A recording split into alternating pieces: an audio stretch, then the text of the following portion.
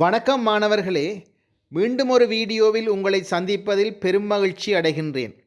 இன்று நாம் ஆய்வுக்காக எடுத்துக்கொண்ட விடயம் வட்டத்தேற்றங்களில் ஒரு பகுதியான மையக்கோணம் பரிதி கோணங்களுக்கு இடையேயான தொடர்பு ஆகும். வட்டமும் இந்த பிரபஞ்சமும் மனித வாழ்க்கையும் ஒன்றோடொன்று பின்னி பிணைந்தவை. மனிதனின் அன்றாட வாழ்க்கையில் வட்டத்தின் செல்வாக்கு மிகவும் பெரியதாகும். வாருங்கள் மாணவர்களே, வட்டம் பற்றிய தொடர்பை ஆராய்வோம்.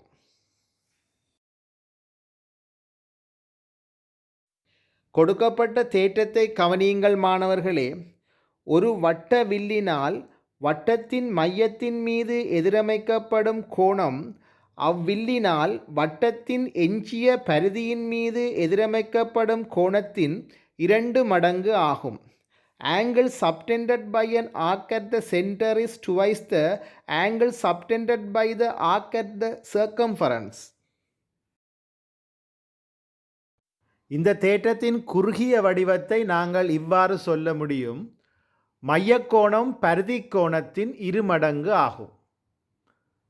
Center angle is twice the circumference angle. அதாவது மையக்கோணம் பரிதி கோணத்தின் 2 மடங்கு, center angle is twice the circumference angle.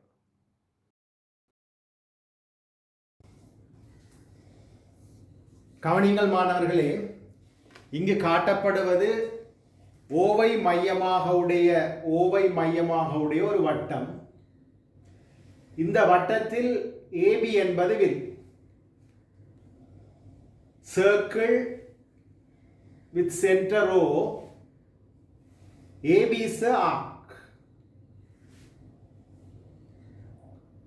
ஓவை மையமாக உடைய வட்டத்தில் AB வந்து ஆர்க்.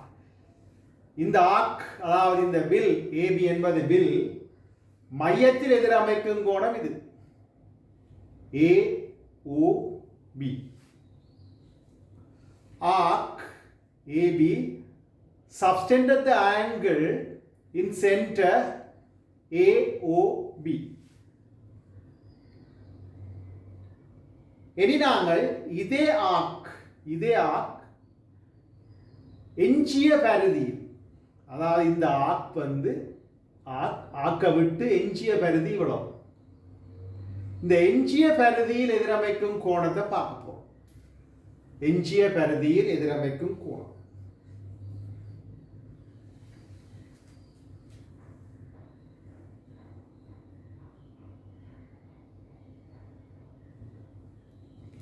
கவனமாக பாருங்கள். ஆர்க் ஏபி ஆனது எஞ்சிய பரிதியில் எதிரமைக்கும் கோணம் இது, இந்த கோணம். இந்த ஆர்க் மையத்தில் எதிரமைக்கும் கோணம் இது, எஞ்சிய பரிதியில் எதிரமைக்கும் கோணம் இது. அதாவது பரிதியில் எதிரமைக்கும் கோணம்னு சொல்லுவோம். Arc AB subtended the angle at the center, this one. Arc AB subtended the angle at the circumference, this one. நாங்கள் இந்த ஆங்கிளுக்கும் ஏதாவது தொடர்பு இருக்கான்னு பார்க்க போறோம். இரு கோணங்களுக்கும் ஏதாவது தொடர்பு இருக்கா என்று சொல்லி பார்க்க போறோம். அதாவது மையத்தில் எதிரமைக்கும் கோணம் ஆர்க் ஏபியினால் மையத்தில் எதிரமைக்கும் கோணம் இது, பரிதியில் எதிரமைக்கும் கோணம் இது. இந்த ரெண்டுக்கும் உள்ள தொடர்பை பற்றி நாங்கள் இப்பொழுது ஆராயவிருக்கிறோம். அதற்காக நாங்கள் ஒரு அளவீடு ஒன்றை செய்வோம். இப்போ இந்த கோணத்தை நான் அளக்கிறேன், சரியாக பொருந்துகிறது. பிறகு இதை எடுத்து இந்த கோணத்தை எடுத்து நான் பாதியாக மடிக்கிறேன். மடிச்சு இங்க கொண்டு போய் வச்சு பார்க்கிறோம், சரியாக பொருந்துகிறது. இதிலிருந்து நாங்கள் என்ன சொல்லலாம் என்று சொன்னால், இந்த கோணத்தின் பாதி இந்த கோணம், இந்த கோணத்தில் பாதி அரைவாசி இந்த கோணம். half of this angle equal to this angle. மீண்டும் ஒரு முறை காட்டுகிறேன். அதாவது இந்த மைய கோணத்தை சென்டர் ஆங்கிள் சொல்றது, இந்த மைய கோணத்தை நான் அளக்கிறேன். அந்த கோணத்தை நான் அளந்து போட்டு அதை பாதியாக மடிக்கிறேன். அந்த கோணத்தை பாதியாக மடித்து இங்கு வைத்து பார்க்கிறேன், சரியாக பொருந்துகிறது. அப்போ நான் சொல்லக்கூடியது என்னவென்று சொன்னால், இந்த மைய கோணத்தின் அரைவாசி இந்த கோணம், அல்லது இந்த கோணத்தின் இருமடங்கு இந்த கோணம், இந்த கோணத்தின் இருமடங்கு இந்த கோணம். Center angle is equal to twice the circumference angle. This is circumference angle. Center angle equal to twice the circumference angle. அதான் இந்த angle இந்த 2 மடங்கு இது, இந்த angle இந்த twice இது. அப்ப இதுதான் எங்கட theorem, center angle twice the circumference angle.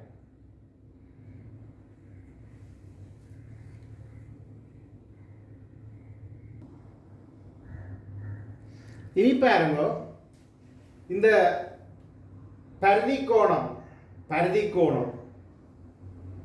இந்த பரிதி கோணம் இதுல மட்டும் இருக்காது. இந்த பரிதி கோணம் இந்த பரிதி வழியே இங்க இருந்து இங்க வரையும் அசையும். அதாவது இந்த பரிதியில எங்க வேணுமென்றாலும் இந்த பரிதி கோணம் அமையலாம். அப்படி அமைந்தாலும் எங்களுக்கு மைய கோணம் பரிதி கோணத்தின் இருமடங்கு தான். சென்டர் ஆங்கிள் டுவைஸ் த சர்க்கம்ஃபரன்ஸ். இப்போ பாவம் இந்த மற்ற இங்கால பக்கம் எப்படி அந்த கோணம் வரப்போகுதுண்டு பாருங்க. நான் எடுக்கிறேன், இப்படி வரும்.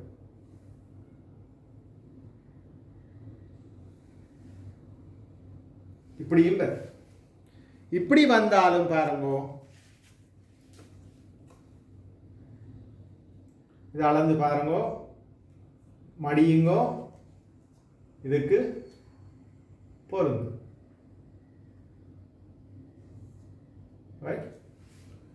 இனி கொஞ்சம் நாங்கள் இன்னும் இங்க மூவ் பண்ணுவோம்.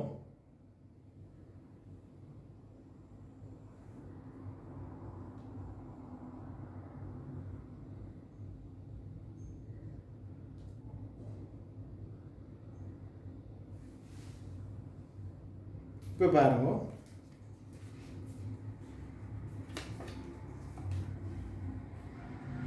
அதே தான் பாதியாக மடிக்கிறேன், பொருந்துகிறது. அப்ப இந்த பரிதியில இந்த கோணம், பரிதி கோணம் எங்கு வந்தாலும் பரிதி கோணத்தின் இருமடங்கு மைய கோணமாக இருக்கும். இன்னும் கீழே கொண்டு போகலாம். இப்ப பாரு,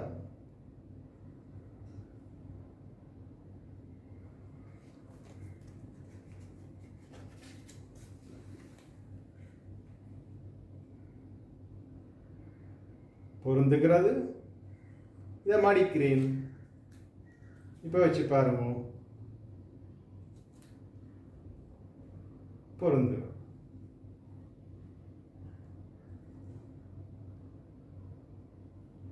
ஆகவே இந்த கோணத்தின் இருமடங்கு இந்த கோணம் ஆகும். அப்ப இந்த கோணம் இந்த பரிதி வழியே அசைய முடியும், இப்படியே அசைஞ்சு வரலாம். பரிதி வழியே அசைந்து வரும். இப்ப பாருங்க, இந்த இடத்துல வரைக்க பாருங்க என்ன நடக்குது. இந்த இடத்துல வரைக்கல என்ன நடக்குன்னு பாருங்க. இது ஒரு முக்கியமான இடம். கேள்விகளில் இப்படி படங்களும் வரும். இப்ப பாருங்க, இந்த ஆரை, இது ஆரை, இதுவும் ஆரை, இதுவும் ஆரை, இந்த கோடு அப்படி நேர போகுது. இப்படி இருந்தாலும் இது பரிதி கோணம் தான், இது மைய கோணம் தான். இந்த நிலையில நாங்கள் வைத்து பார்ப்போம்.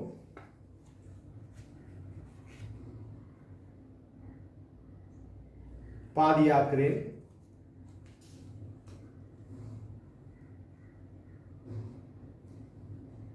பொருந்து. ஆகவே இந்த கோணத்தின் இருமடங்கு இந்த கோணம் ஆகும். இப்படியே நாங்கள் பரிதி வழியே அந்த பக்கம் நாங்கள் இதை கொண்டு போக முடியும். இது நான் இந்த பக்கம் காட்டிய நிலை.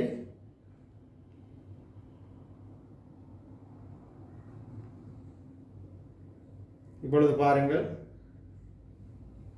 அதாவது ஆரை வழியே போகிறது. அந்த பக்கமும் இதே மாதிரி தான், அந்த பக்கமும் நாங்கள் இந்த கோணத்தை கொண்டு போக முடியும். அதாவது இங்கு நாங்கள் காட்ட முடியும், இங்கும் அதே நிலை தான் வரும். இப்படியே பரிதி வழியே இந்த கோணத்தை நாங்கள் பரிதி கோணத்தை நாங்கள் அசைக்க முடியும். அதாவது இந்த எஞ்சிய பரிதியில் நாங்கள் இந்த கோணத்தை இந்த தொங்கலில் இருந்து இந்த தொங்கல் வரையும் அசைக்க முடியும். அவ்வாறு அசைத்தாலும் இந்த கோணத்தின் இருமடங்கு இந்த கோணமாக இருக்கும். Centre angle is equal to twice the circumference angle.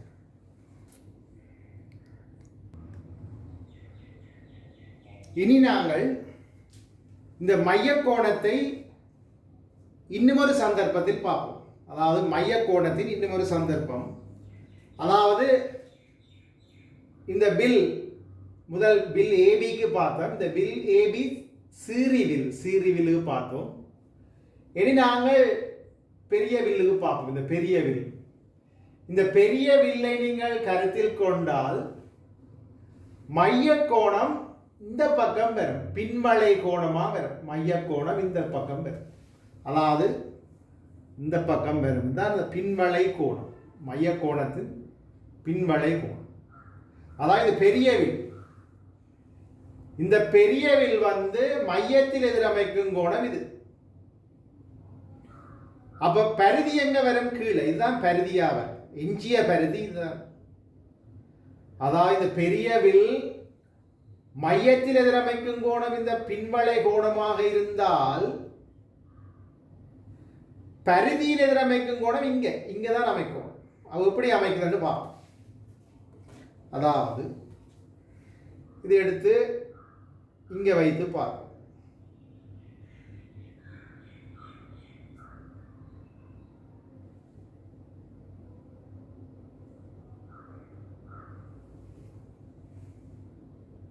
இங்க வை.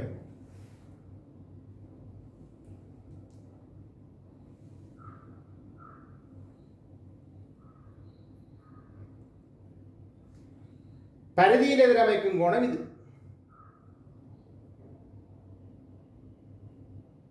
மையத்தில் எதிரமைக்கும் கோணம் இது.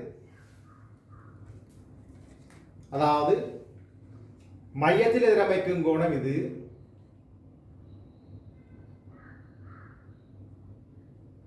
இது பொருந்துகிறது பாருங்கள்.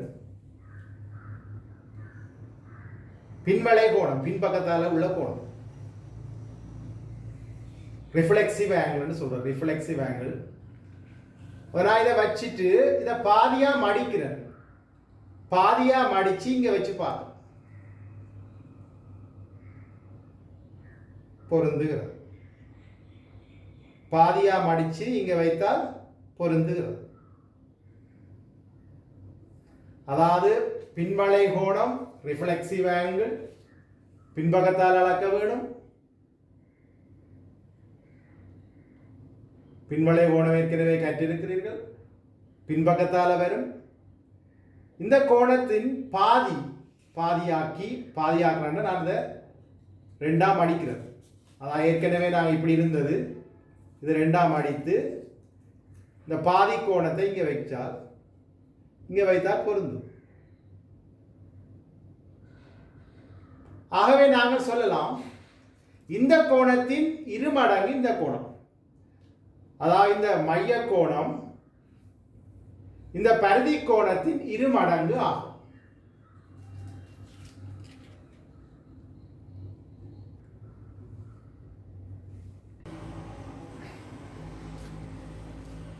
இன்னும் ஒரு சந்தர்ப்பம் பார்ப்போம் மாணவர்களே. இங்கு AKB அதாவது வில் ஏபி பெரிதாகிவிட்டது. பெரிவில் A to B, வில் ஏபி பெரிதாகிவிட்டது. எஞ்சிய பரிதி இங்க சின்னதா இருக்கு. அதாவது இந்த வில் ஏபி AKB மையத்தில் அமைக்கும் கோணம் இது. மையத்தில் அமைக்கும் கோணம் இந்த கோணம். இந்த கோணம் வந்து மையத்தில் எதிரமைக்கும் கோணம். ஆர்க் ஏபி, அதாவது வில் ஏபி மையத்தில் எதிரமைக்கும் கோணம் இது. இது பின்வளை கோணம், பின்வளை கோணமாக இருக்கிறது. இனி நாங்கள் எஞ்சிய பரிதியில் எதிரமைக்கும் கோணத்தை பார்ப்போம். எஞ்சிய பரிதியில் எதிரமைக்கும் கோணம் பாருங்க.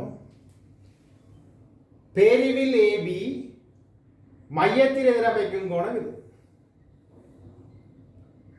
அதே பேரிவில் ஏபி எஞ்சிய பரிதியில் எதிரமைக்கும் கோணம் இது. பரீட்சைக்கு இவ்வாறான படங்களும் அப்ப நாங்கள் கண்டறிய வேணும்.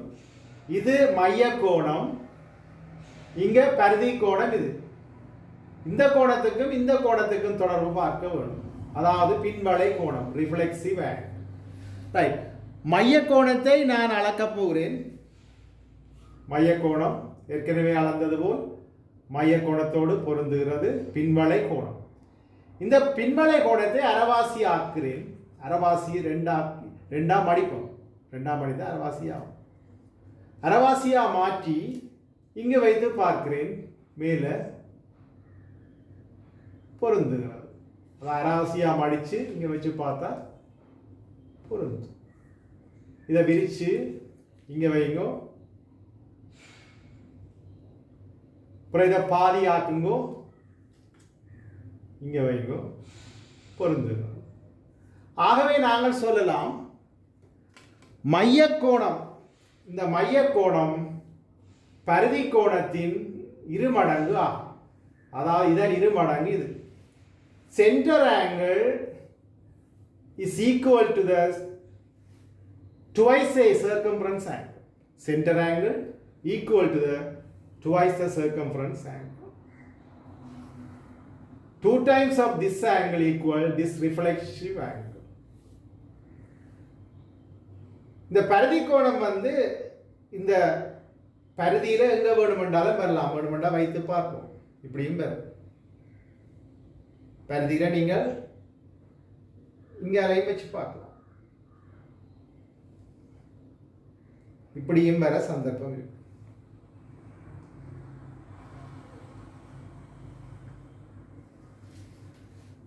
அளந்து பார்ப்போம்.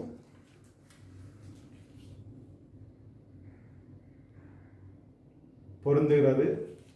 பாதியா மடியுங்கோ.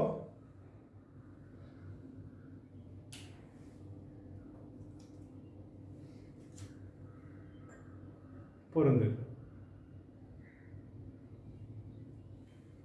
பாதியா மடிக்கும் போது பொருந்து. இதை நாங்கள் இன்னொரு அந்த பக்கத்திலையும் வச்சு பார்க்கலாம்.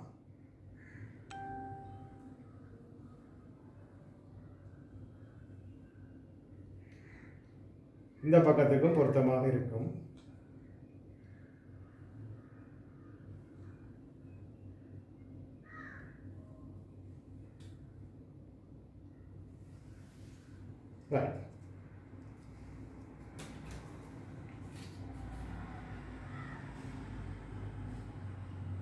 பாதியா மடிங்கோ. பொருந்து. ஆகவே இந்த கோணத்தின் இருமடங்கு இந்த கோணம் ஆகும். Centre angle twice the circumference angle.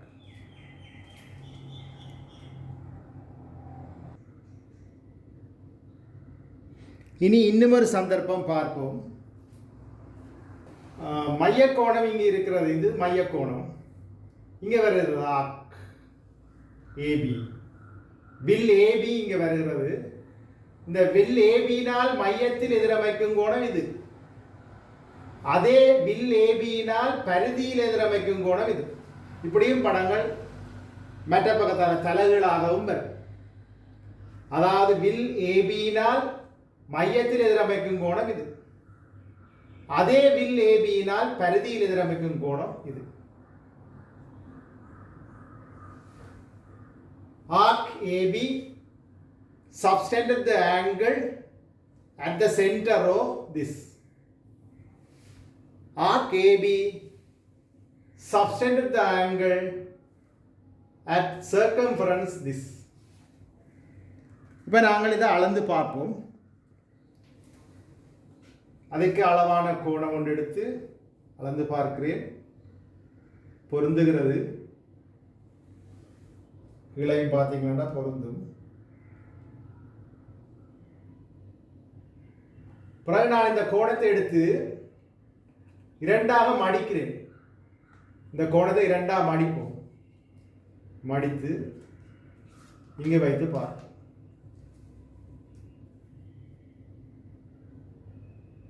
பொருந்துகிறது. இதிலிருந்து நாங்கள் சொல்லலாம், இந்த கோணத்தின் இருமடங்கு இந்த கோணம், இந்த கோணத்தின் இருமடங்கு இந்த கோணம். சென்டர் ஆங்கிள் டுவைஸ் த சர்க்கம்ஃபரன்ஸ் ஆங்கிள். மைய கோணம் பரிதி கோணத்தின் இருமடங்கு ஆகும். பரிதி கோணம் இங்கே வரவும் சந்தர்ப்பம் இருக்கு. அதாவது இந்த பரிதியில் எங்கே வேணுமென்றாலும் பரிதி கோணம் எங்களுக்கு வரலாம். அதாவது ஏற்கனவே நாங்கள் அளந்த அந்த கோணம்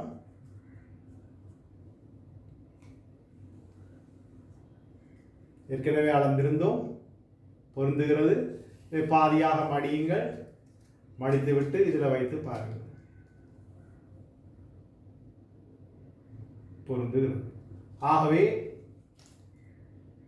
இந்த கோணத்தின் இருமடங்கு இந்த கோணம் ஆகும். இந்த கோணம் பரிதி கோணம் இங்கு எங்கு வேண்டுமென்றாலும் செல்லலாம். அதாவது பரிதி வழியே நாங்கள் இந்த கோணத்தை அசைத்து செல்லலாம்.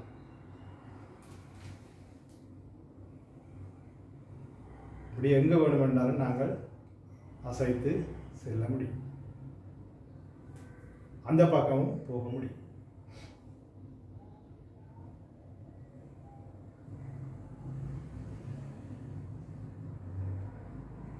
இந்த சந்தர்ப்பத்தை பாருங்கள். ஆரையுடன் பொருந்துகிறது, ஆரையுடன் பொருந்துகிறது, ஆரையுடன் பொருந்துகிறது. மற்ற பக்கம் நாங்கள் போனோம்னு சொன்னால் இது அங்கே இந்த இடத்துக்கும் வரும். ஏற்கனவே பார்த்தது போல் இங்கும் வரும். எல்லா சந்தர்ப்பங்களும் எங்களுக்கு நன்றாக தெரிய வரும். அவ்வாறு தெரிந்தால்தான் நாங்கள் இந்த கணக்குகளில் ஈடுபட முடியும்.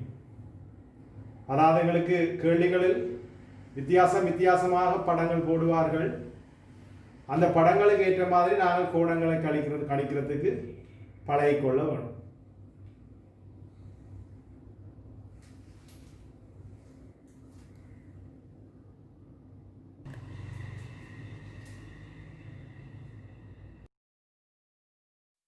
இங்கு பரிதி கோணம் மைய கோணத்துக்கு நேர் எதிரே மேலே உள்ளது. அதாவது பரிதி கோணம் மைய கோணத்துக்கு நேர் எதிரே மேலே உள்ளது. அதாவது ஏஓபி கோணம் ஏஓபி ஆனது 2 மடங்கு கோணம் ஏசிபி ஆகும்.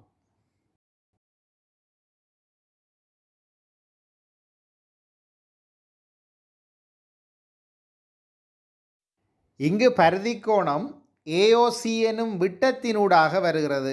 ஏஓசி என்ற விட்டத்தில் ஒரு தொங்கலில் பரிதி கோணம் வருகிறது. இங்கும் ஏஓபி 2 மடங்கு ஏசிபி ஆகும்.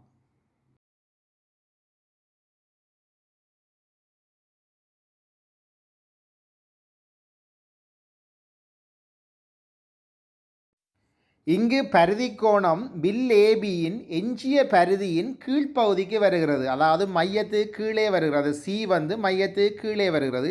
இங்கும் கோணம் ஏஓபி சமன் 2 மடங்கு கோணம் ஏசிபி ஆகும்.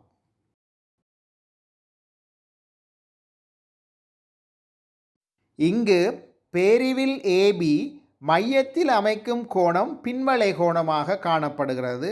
பின்வளை கோணம் ஏஓபி, பரிதியில் அமையும் கோணம் ஏசிபி ஆகும். இங்கும் பின்வளை கோணம் ஏஓபி சமன் 2 மடங்கு கோணம் ஏசிபி ஆகும்.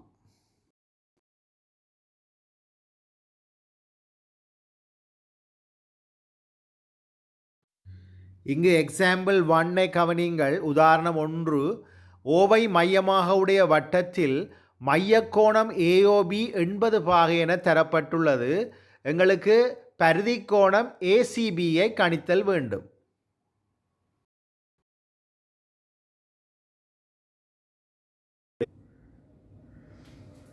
கவனிங்கள் மாணவர்களே, கொடுக்கப்பட்ட கேள்வி ஓவை மையமாக உடைய வட்டத்தில் ஏஓபி 80 பாகை, ஏஓபி 80 பாகை, ஏசிபி கோணம் ஏசிபியின் பெருமானம் கேட்டிருக்கு. அதாவது கோணம் ஏஓபி 80 பாகை என தரப்பட்டுள்ளது.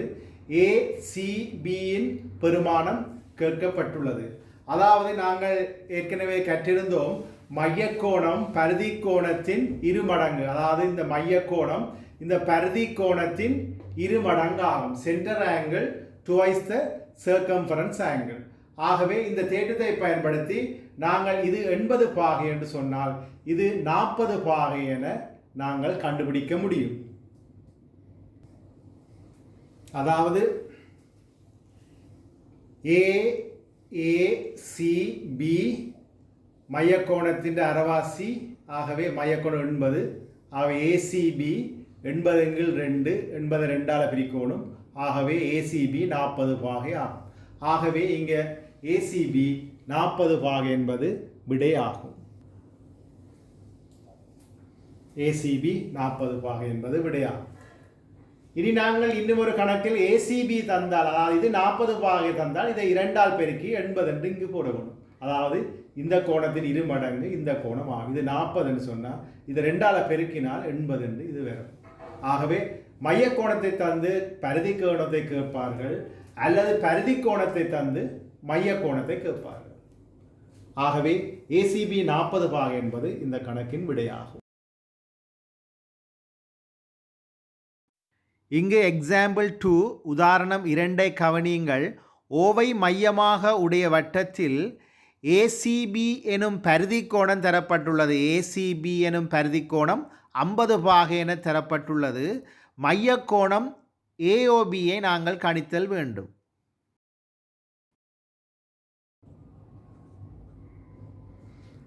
கவனிங்கள் மாணவர்களே, இந்த கணக்கில் ஓவை மையமாக உடைய வட்டத்தில் ஓசிபி கோணம் ஓசிபி 50 பாகை என தரப்பட்டுள்ளது. கேட்கப்பட்ட கேள்வி ஏஓபியின் பெருமானம் யாது? ஏஓபி அதாவது இந்த கோணத்தின் பெருமானம் யாது? நாங்கள் ஏற்கனவே பார்த்திருந்தோம், இந்த கோணம் மைய கோணம், இந்த கோணம் பரிதி கோணம். அதாவது இந்த கோடு நேராக வருது என்று காட்டியிருந்தேன். அதாவது மைய கோணம், இது பரிதி கோணம். மைய கோணத்துக்கும் பரிதி கோணத்துக்கும் உள்ள தொடர்பு மைய கோணத்தின் அரைவாசி பரிதி கோணம், அல்லது பரிதி கோணத்தின் இருமடங்கு மைய கோணம். ஆகவே பரிதி கோணம் 50 என்றபடியால் மைய கோணம் 2 மடங்கு 2 தர 50 100 பாகையாக இருக்கும். அதாவது ஏஓபி என்ற கோணம், ஏஓபி என்ற இந்த கோணம் எடுத்தோம்னு சொன்னால் 2 தர 50 2 தர 50 100 பாகை ஆகும். இங்கு எக்ஸாம்பிள் 3 காட்டப்பட்டுள்ளது. உதாரணம் 3. இங்கு ஓவை மையமாக உடைய வட்டத்தில் மையக்கோணம் பின்வளை கோணமாக தரப்பட்டுள்ளது. ஏஓபி 260 பாகை ஆகும். கேட்கப்பட்டது பரிதி கோணம் ஏசிபியின் பெருமானத்தை காண்க.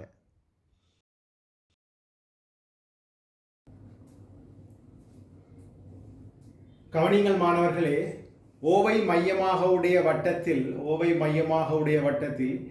ஏஓபி என்ற பின்வளை கோணம் தரப்பட்டுள்ளது. பின்வளை கோணம் 260 பாகை. பின்வளை கோணம் பின்பக்கத்தால் இந்த கோணம், இவ்வளவு கோணமும் 260 பாகை. உங்களுக்கு கேட்கப்பட்ட கேள்வி ஏசிபி என்ற இந்த கோணம் கேட்கப்பட்டிருக்கிறது. ஏசிபி என்ற கோணம் கேட்கப்பட்டிருக்கிறது. ஏற்கனவே நாங்கள் கற்றிருந்தோம், இது இந்த ஏபி என்ற பேரிவில்லில் மையக்கோணம் இது பரிதி கோணம். இது மையக்கோணம் பரிதி கோணம்.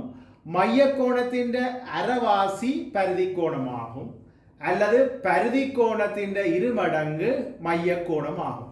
இதிலிருந்து அதாவது 260 பாகையின் அரைவாசி 130 பாகையாக இருக்கும் இந்த கோணம். அதாவது கோணம் ஏசிபி ஆனது 260 2ஆல் வகுக்க வேணும். 260 2ஆல் வகுத்தால் 130 பாகை ஆகும். ஆகவே கோணம் ஏசிபி 130 பாகை. இதுவே இந்த கணக்கின் விடையாகும். ஏசிபி 130 பாகை என்பது. நல்லது மாணவர்களே, வட்டத்தேற்றத்தில் மையக்கோணம் பரிதிக்கோணம் தொடர்பாக பல விடயங்களை கற்றிருந்தோம். மேலும் இவ்வாறான ஒரு வீடியோவில் சந்திக்கும் வரை உங்களிடமிருந்து விடைபெறும் எஸ் மதிவதனன். நன்றி, வணக்கம்.